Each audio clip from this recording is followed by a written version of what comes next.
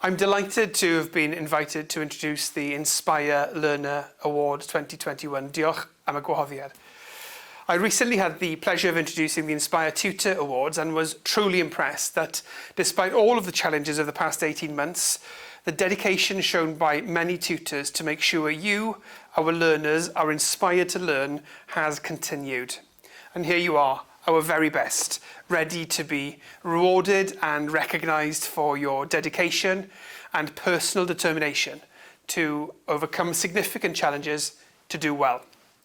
You're winners because you've demonstrated that no matter how difficult and challenging your individual circumstances might have been, you've taken charge of your futures to become active and prosperous citizens.